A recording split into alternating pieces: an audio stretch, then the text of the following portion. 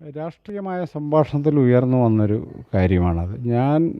ഞാനോ ഞാൻ പ്രതിനിധാനം ചെയ്യുന്ന ദളിത് സമുദായ മുന്നണിയോ അവിടെ ചെന്ന് ഒരു സീറ്റ് ആവശ്യപ്പെട്ടതല്ല. കേരളത്തിലെ പ്രതിപക്ഷ നേതാവായിട്ടാണ് സംസാരിച്ചത്. വി ഡി സതീശനുമായിട്ടാണ് സംസാരിച്ചത്. അദ്ദേഹം എൻ്റെ സ്ഥാനാർത്ഥിത്വത്തിന് വേണ്ടി നിലകൊണ്ട ഒരാളാണ് എന്ന് ഞാൻ വിചാരിക്കുന്നത്. പിന്നെ കോൺഗ്രസ് എന്ന് പറയുന്ന പ്രസ്ഥാനത്തിൻ്റെ ഒരു പൊതുഘടന നമുക്കറിയാം. അത് ഒട്ടനവധി താല്പര്യങ്ങളുടെ ഒരു സംഗമവേദിയാണ്, പല ധാരകളുടെ ഒരു സംഗമവേദിയാണ്. അത് എൻ്റെ സ്ഥാനാർത്ഥിത്വത്തെ പിന്തുണച്ചവർക്ക് അത് ഉറപ്പിക്കാൻ കഴിഞ്ഞില്ല എന്ന് മാത്രമേ ഞാൻ മനസ്സിലാക്കുന്നുള്ളൂ. അതിനകത്ത് രാഷ്ട്രീയമായി കോൺഗ്രസ് ഉത്തരം പറയേണ്ട ഒരു കാര്യമുണ്ട്.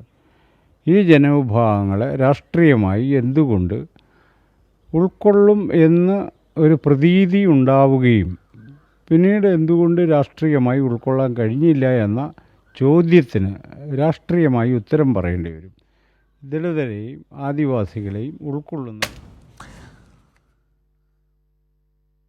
പ്രതിപക്ഷ നേതാവ് പറഞ്ഞതുകൂടി കാണാൻ കഴിയുമെന്നാണ് വിചാരിക്കുന്നത്. ഞാൻ പ്രതിനിധാനം ചെയ്യുന്ന ദളിത് സമുദായ മുന്നണിയോ അവിടെ ചെന്ന് ഒരു സീറ്റ് ആവശ്യപ്പെട്ടതല്ല. കേരളത്തിലെ പ്രതിപക്ഷ നേതാവായിട്ടാണ് സംസാരിച്ചത്. വി ഡി സതീശനുമായിട്ടാണ് സംസാരിച്ചത്. അദ്ദേഹം എൻ്റെ സ്ഥാനാർത്ഥിത്വത്തിന് വേണ്ടി നിലകൊണ്ട ഒരാളാണ്. ദളിതരെയും ആദിവാസികളെയും ഉൾക്കൊള്ളുന്നതിന് എന്താണ് തടസ്സം? ഞാൻ സീറ്റൊന്നും വാഗ്ദാനം ചെയ്തത്, ഞാൻ ആർക്കും സീറ്റ് വാക്ക് കൊടുക്കാൻ ഞാനൊരാളുമില്ല. അദ്ദേഹം സീറ്റ് ആവശ്യപ്പെട്ടിരുന്നു. അത് ഞങ്ങൾ പാർട്ടി നേതൃത്വത്തിൻ്റെ മുന്നിൽ വയ്ക്കാം എന്ന് പറഞ്ഞിരുന്നു. പാർട്ടി നേതൃത്വം വിശദമായ ചർച്ച നടത്തിയപ്പോൾ അവിടെ പാർട്ടി സ്ഥാനാർത്ഥി മത്സരിക്കുന്നതാണ് നല്ലത് എന്ന തീരുമാനമെടുത്തു.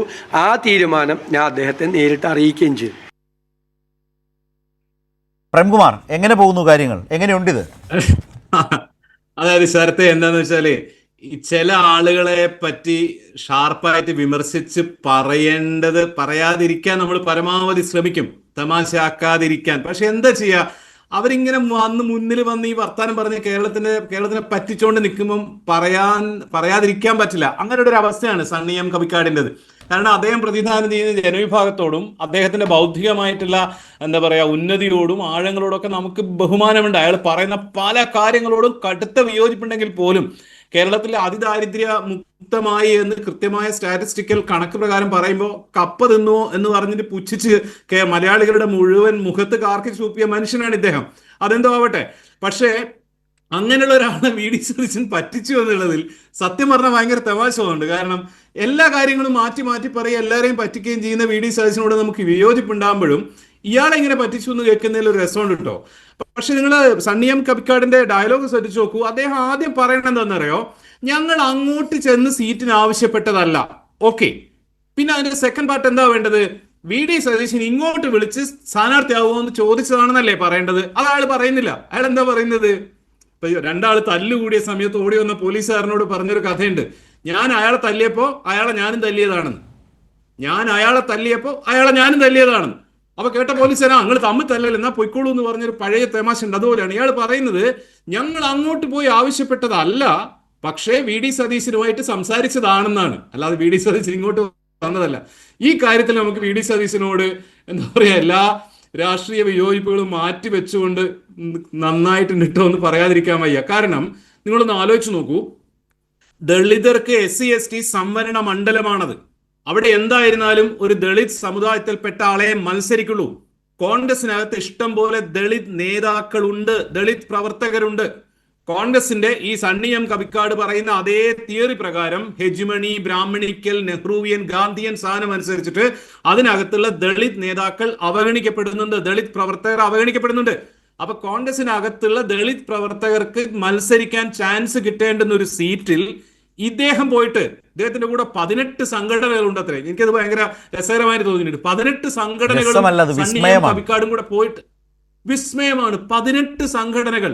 ശബരിമല, ഞാൻ ആദ്യം വിചാരിച്ച ശബരിമലയായിട്ട് ബന്ധപ്പെട്ട് ആരോ ട്രോൾ ചെയ്തതാണെന്നാണ്. 18-ാം പടി എന്നൊക്കെ പറയുന്ന പോലെ 18 സംഘടനകൾ. സണ്ണി എം കവിക്കാടിന് കൂടെ 18 സംഘടനകൾ. UDF ഒരു 16 സംഘടനകൾ. ഇത് എത്ര സംഘടനകളാണ് ദൈവമേ? ഈ 18 സംഘടനകളുടെയും ദൈവമായിട്ടുള്ള സണ്ണി എം കവിക്കാട് അങ്ങോട്ട് പോയിട്ട് ചോദിച്ചു തന്നെയാണ്, സംശയമൊന്നുമില്ല. VD സതീശൻ കൃത്യമായിട്ടാണ് പറയുന്നത്. ഞാൻ സീറ്റൊന്നും ഓഫർ ചെയ്തിട്ടില്ല, നോക്കാന്ന് പറഞ്ഞിട്ടുണ്ട്. ഉടനെ പത്രക്കാർക്ക് വിവരം കൊടുക്കുകയാണ്. എല്ലാ ചാനലുകളിലും ആദ്യത്തെ സ്ഥാനാർത്ഥി, UDFന്റെ കേരളത്തിലെ ആദ്യത്തെ സ്ഥാനാർത്ഥി സണ്ണി എം കവിക്കാടായിരുന്നു. അല്ല, അത് പ്രേംകുമാർ അത് ആരാണത് പറഞ്ഞത്? ഞാൻ എത്ര ആലോചിച്ചിട്ടും അത് കിട്ടുന്നില്ല. ആദ്യം അത് മാലോകരെ അറിയിച്ചത് ആരായിരുന്നു എന്നൊരു എന്തെങ്കിലും ഒരു ധാരണയുണ്ടോ? അല്ല, അത് വേറെ കാര്യമുണ്ട്. ശരത്ത് കാൻഡിഡേറ്റ് ആണെന്ന് പറഞ്ഞൊരു വാർത്ത വന്നാൽ, ശ്രീലാൽ കാൻഡിഡേറ്റ് ആണെന്ന് പറഞ്ഞൊരു വാർത്ത വന്നാൽ, ഞാൻ കാൻഡിഡേറ്റ് ആണെന്ന് വാർത്ത വന്നാൽ നമ്മൾ അപ്പ ചാടിക്കേരി പറയില്ലേ, ഞാൻ അറിയില്ല കേട്ടോ, എന്നെ പറ്റി വെറുതെ പറയേണ്ടത് പറയില്ലേ? ഇയാൾ മിണ്ടിയിൽ ആസ്വദിച്ചു നിന്നു. കുറെ ആളുകൾ ബാഗൊക്കെ പാക്ക് ചെയ്ത് വൈക്കത്തേക്ക് ക്യാമ്പയിന് പോകാൻ വേണ്ട ഫോട്ടോസ് ഒക്കെ ഷെയർ ചെയ്തു.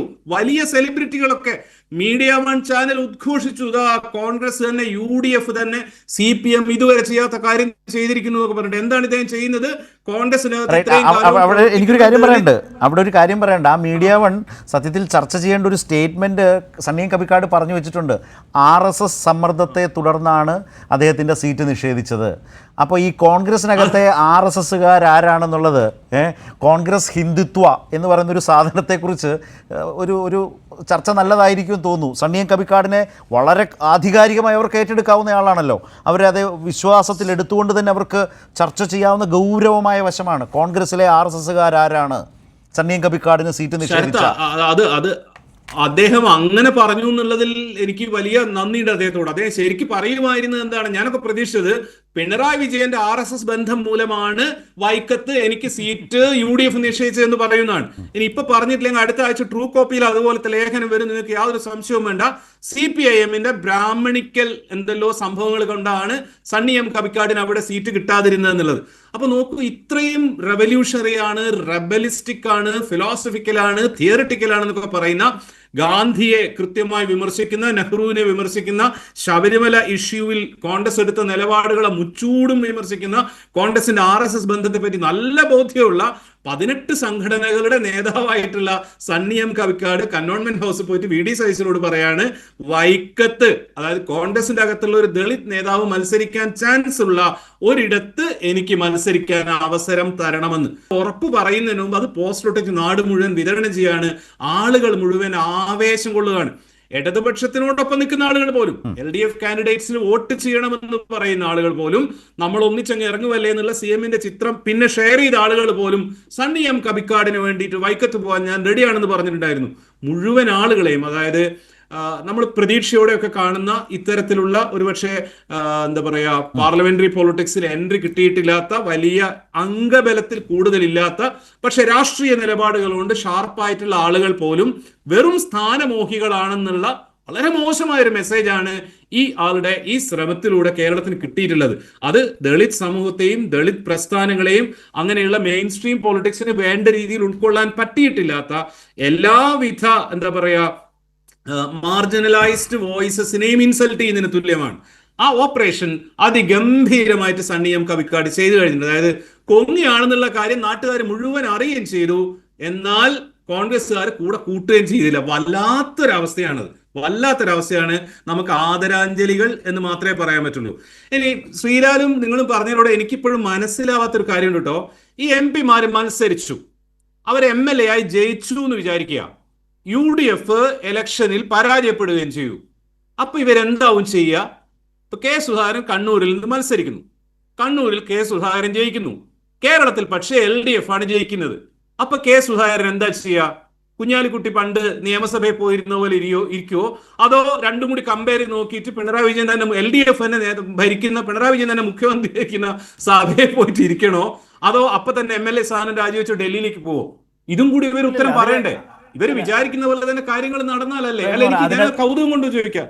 അല്ല, അതിൽ ഞാൻ കരുതുന്നത് അവർ ഇവിടെ തന്നെ ഇരിക്കും എന്നുള്ളതാണ്. കാരണം ഡൽഹിയിൽ പോയിട്ട് ഒന്ന് ഈ ഇംഗ്ലീഷിലും ഹിന്ദിയിലും ഒക്കെ പറയണം, പിന്നെ ഈ തണുപ്പത്തും ചൂടത്തും പോയി നിൽക്കണം, പിന്നെ അവിടെ പോയിട്ട് എന്ത് ചെയ്യാനാ, പ്രത്യേകിച്ച് കാര്യങ്ങളൊന്നും പറയാനില്ല, കുറച്ച് ബഹളം വയ്ക്കാന്നുള്ളതിൻ്റെ അപ്പുറത്തേക്ക് ഇവിടെ ആകുമ്പോൾ കുറച്ച് കാര്യം പറയാം. അതുകൊണ്ട് അവർ ഇവിടെ തന്നെ നിൽക്കും. അതിന് പിന്നെ ഇത് മാത്രമല്ല, എങ്ങനെയെങ്കിലും ഒന്ന് തിരിച്ചു വരിക എന്നുള്ളതാണ് ഈ കഴിഞ്ഞ കുറേ നാളുകളുടെ ആഗ്രഹം. അതിന് കിട്ടുന്നൊരു അവസരമാണ്. അതുകൊണ്ട് ഇവിടെ വന്നാലും സഭയിൽ പ്രതിപക്ഷമായാൽ ശ്രീലാൽ ഒരു അവിശ്വാസ പ്രമേയം പോലും അവതരിപ്പിച്ചിട്ടില്ല. അടിയന്തര പ്രമേയം വേണ്ട, നിങ്ങൾ അടിയന്തര പ്രമേയം കൊണ്ടുവരൂ എന്ന് പറയുന്നത് ഒരു ഭരണപക്ഷത്തോട് ബഹളം വെക്കുക എന്ന് പറയുന്നത് ഒന്നും പറയാൻ നിലവിലെ സാഹചര്യത്തിൽ സ്കോപ്പില്ല. കാരണം അതിനുള്ള താല്പര്യമില്ലാത്ത പ്രതിപക്ഷം എന്നൊരവസ്ഥ കൂടിയുണ്ട്. എങ്കിൽ പോലും എണീറ്റ് നിന്നാൽ സ്പീക്കർ ഒരു അവസരം നൽകുകയെങ്കിലും ചെയ്യുമല്ലോ. അവിടെ ഡൽഹിയിൽ അതുമില്ലല്ലോ. അങ്ങനെയല്ല ശ്രീലാൽ. ഡൽഹിയിലാകുമ്പോൾ സ്പീക്കറും പ്രധാനമന്ത്രിയൊക്കെ എന്താ പറയുന്നത് മുഴുവൻ ഇവർക്ക് പലപ്പോഴും മനസ്സിലാവില്ല. ഇവിടെ ആകുമ്പോൾ മുഴുവൻ മനസ്സിലാവുന്നേ. മുഖ്യമന്ത്രിയും സ്പീക്കറും ബാക്കി മന്ത്രിമാരും ഒക്കെ പറയുന്ന മുഴുവൻ കാര്യം മനസ്സിലാവും. ഇതും കേട്ടുകൊണ്ട് തിരുവനന്തപുരത്ത് പോയിട്ട് ഇരിക്കുന്നത് ഭയങ്കര സങ്കടമല്ലേ സത്യത്തിൽ? ആ ഒരു കൺസേൺ കൊണ്ടായിരിക്കും വി ഡി സതീശൻ പറയുന്നത്, നിങ്ങൾ സീനിയർ നേതാക്കന്മാരല്ലേ, എം പിമാരെ, നിങ്ങൾ ഡൽഹിയിലേക്ക് തന്നെ പോയിക്കോളൂ, ഇവിടുത്തെ ഈ ദുരിതം ഞങ്ങൾ തന്നെ സഹിച്ചു കൊള്ളാം എന്നുള്ളത്. അല്ല, ഒരുപക്ഷെ ഇവരിൽ നിന്ന് ആരെങ്കിലും ഭാവിയിൽ ഒരു പ്രതിപക്ഷ നേതാവായി കളയുമോ എന്നൊരു ഭയം കൂടി ഒരുപക്ഷെ തള്ളിക്കളയാൻ കഴിയില്ല. ഒരു പുതിയ ചോയ്സ് എടുക്കാൻ തീരുമാനിച്ചാൽ, പഴയ ആളുകൾ വേണ്ട, ഒന്നിലേറെ തവണ പ്രതിപക്ഷ നേതാവാകണ്ട എന്ന് തീരുമാനിച്ചാൽ പുതിയ ആളുകൾ ഉണ്ടിതിൽ. ഇപ്പോൾ തിരുവഞ്ചൂർ നിലവിൽ തന്നെ അത് ആഗ്രഹിച്ചയാളാണ്. അതുണ്ട് ശരത്. അല്ല, പ്രതിപക്ഷ നേതാവ് പറഞ്ഞിട്ട് ഞാൻ കുറച്ച് പെട്ടെന്ന് ഓർമ്മ വന്ന ഒരു പ്രശ്നം കൂടെ പറയാം. അതായത് ഈ തെരഞ്ഞെടുപ്പിൽ ഇവർ വളരെ കോൺഗ്രസ് ഈ കാണുന്നതിൻ്റെ അപ്പുറത്ത് ഒരു വലിയ സീരിയസ്നെസ് ഇറങ്ങേണ്ട തെരഞ്ഞെടുപ്പ് കൂടിയാണിത്. അതിനുള്ള ഒരു കാരണം കേരളത്തിൽ 10 വർഷമായി പ്രതിപക്ഷത്തിരിക്കുന്നു എന്നുള്ളത് മാത്രമല്ല, കേരളത്തിൽ ഈ തിരഞ്ഞെടുപ്പിൽ കോൺഗ്രസിന് എന്ത് വില കൊടുത്തും അധികാരം പിടിക്കേണ്ട സാഹചര്യമാണ് പാർട്ടിക്കുള്ളത്. കാരണം അങ്ങനെ അധികാരം പിടിച്ച് കേരളത്തിൽ നിന്നും ഒഴിവ് വരുന്ന രാജ്യസഭയിലേക്ക് ഒഴിവ് വരുന്ന 3 സീറ്റുകളിൽ 2 രണ്ടിടത്തിലെങ്കിലും ജയിപ്പിച്ചെടുത്ത് അടുത്ത വരുന്ന ഈ ഒഴിവ് വരുന്ന സീറ്റുകളിൽ ചിലതെങ്കിലും പിടിച്ചെടുത്താൽ മാത്രമേ രാജ്യസഭയിൽ പ്രതിപക്ഷ നേതൃസ്ഥാനം നിലനിർത്താൻ പറ്റും കോൺഗ്രസിന് എന്നൊരു വലിയ പ്രതിസന്ധി കോൺഗ്രസിന് മുന്നിലുണ്ട്. 27 സീറ്റാണ് ഇപ്പോൾ രാജ്യസഭയിൽ കോൺഗ്രസിനുള്ളത്. 25 സീറ്റ് വേണം പ്രതിപക്ഷ നേതൃസ്ഥാനം ലഭിക്കുന്നതിനായി.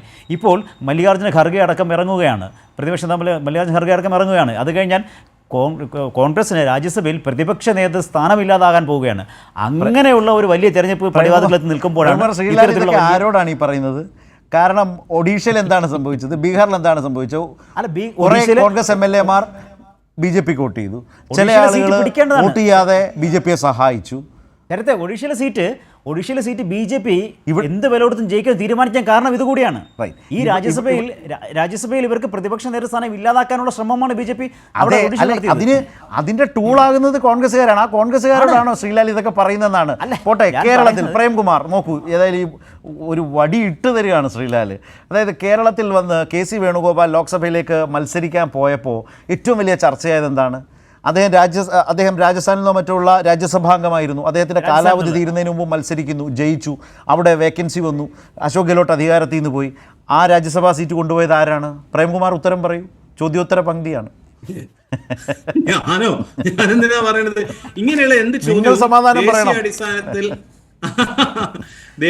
സത്യമാണത്. ദേശീയ അടിസ്ഥാനത്തിലുള്ള എന്ത് കാര്യം ചർച്ചയ്ക്ക് വന്നാലും കോൺഗ്രസിന്റെ പ്രതിനിധികൾ അപ്പം വിളിച്ചു പറയാ, അൽഫോൻസ് കണ്ണത്താനത്തിനെ പിണറായി വിജയനല്ലേ MLA ആക്കിയത്, എന്നിട്ട് അദ്ദേഹം മന്ത്രിയായില്ല, അതുകൊണ്ട് നിങ്ങൾ പറയണ്ട എന്നാണ് പറയാ. അബ്ദുള്ള കുട്ടി SFIയുടെ നേതാവായിരുന്നില്ലേ, അയാളല്ലേ ഇപ്പം അഖിലേന്ത്യാ വൈസ് പ്രസിഡന്റ് എന്നാ പറയാ. ഇവർ ഇതിനെപ്പറ്റി ഒന്ന് കൺസേൺഡ് അല്ലെന്നേ, ആ കാര്യങ്ങളെ പറ്റി ഒന്നും കൺസേൺഡ് അല്ല. അതായത് സ്വന്തം പാർട്ടി ജയിക്കുക എന്നോ സ്വന്തം മുന്നണി ജയിക്കുക എന്നോ അത്തരത്തിലുള്ള ആലോചനകളൊന്നുമില്ല. CPM-ന്റെ 3 സിറ്റിംഗ് MLA-മാരാണ് വിജയ സാധ്യത കുറവ് എന്ന് പറയുന്ന 3 മണ്ഡലങ്ങളിൽ മത്സരിക്കുന്നത്. നമുക്കറിയാവുന്നല്ലോ, ഒന്ന് ശൈലജ ടീച്ചറാണ്, ഒന്ന് ടൈസൺ മാസ്റ്ററാണ്, ഒന്ന് നമ്മുടെ തൃപ്പൂണിത്തറയിൽ മത്സരിക്കുന്ന അവിടുത്തെ എന്താ പറയാ കൊച്ചിയിലെ വൈപ്പിനിലെ MLA ആണ്, ഉണ്ണികൃഷ്ണനിലെ MLA ആണ്. അതായത് താൻ MLA ആവുക എന്നുള്ളതിനേക്കാൾ കൂടുതൽ പാർട്ടിയുടെ സീറ്റ് കൂടാനുള്ള റിസ്ക് എടുക്കുക എന്നുള്ള ഒരു വില്ലിങ്നെസ് ഉണ്ടല്ലോ, അത് ഓണർ ചെയ്യപ്പെടുന്ന ഒരു കൾച്ചർ ഇവരെ സംബന്ധിച്ചിടത്തോളം അതല്ലേ ഇല്ല. ഇന്നലെ അത് രമേശ് ചെന്നിത്തല കാറിലേക്ക് കയറുന്ന സമയത്ത് അദ്ദേഹം ശ്രദ്ധിക്കാതെ പറഞ്ഞു പോയ MLA-മാരെ കൂടെ നിർത്തണ്ടയോ എന്ന് പറയുന്നുണ്ട്. അതായത് തെരഞ്ഞെടുപ്പ് കഴിഞ്ഞിട്ട് 70-ൽ കൂടുതൽ സീറ്റ് കിട്ടിയിട്ട് എനിക്ക് മുഖ്യമന്ത്രി ആവണമെങ്കിൽ എന്റെ കൂടെ MLA-മാരെ നിർത്തണ്ടേ എന്നുള്ള ആലോചിക്കുന്നത്. ഈ MLA-മാര് ജയിക്കണമല്ലോ, ജനങ്ങൾ മുഴുവൻ UDF-നെ വിശ്വസിക്കണമല്ലോ, LDF-നേക്കാൾ ബെറ്റർ ആണെന്ന് തോന്നണമല്ലോ എന്നുള്ള കാര്യങ്ങളൊന്നും ഇവരുടെ ആലോചനയിൽ പോലും ഇല്ല. അതിലൊന്നും ഇവർക്കൊരു പ്രശ്നമില്ല, ഒരു പ്രശ്നമില്ല എന്നുള്ളതാണ്. അല്ലെങ്കിൽ നോക്കൂ, എങ്ങനെയാണ് ഈ വയനാടിനെ സാക്ഷി നിർത്തിക്കൊണ്ട് ഇവർക്ക് ഇലക്ഷനെ ഫേസ് ചെയ്യാൻ പറ്റുക? നാട്ടുകാരിൽ നിന്നാണ് പൈസ പിരിച്ചിട്ടുള്ളത്. ആ പൈസ എവിടെയാണെന്ന് അറിയില്ല, എത്ര പൈസ പിരിച്ചു എന്നറിയില്ല, ഒരു കല്ല് പോലും ഇട്ടിട്ടില്ല, സ്ഥലം രജിസ്റ്റർ ചെയ്തു എന്ന് പറയുന്നു, അപേക്ഷ പോലും കൊടുത്തിട്ടില്ല. അവർക്ക് ഒരു പ്രശ്നമില്ലല്ലോ, ഒരു പ്രശ്നമില്ല. കൂളായിട്ട് അവർ നടക്കുന്നുണ്ട്. പക്ഷെ ആളുകൾ ഇത് മുഴുവൻ കാണുന്നുണ്ട്. കാരണം അപ്പുറത്ത് വളരെ, ഞാൻ നേരത്തെ പറഞ്ഞ പോലെ ഇഫക്റ്റീവായിട്ട് കാര്യം ചെയ്യുന്ന ഒരു പാർട്ടി മുന്നണിയുണ്ട്, സിസ്റ്റമാറ്റിക് ആയിട്ട് കാര്യം ചെയ്യുന്ന. അതുമായിട്ട് വളരെ കൃത്യമായിട്ട് ആളുകൾ കമ്പയർ ചെയ്യും. റൈറ്റ്.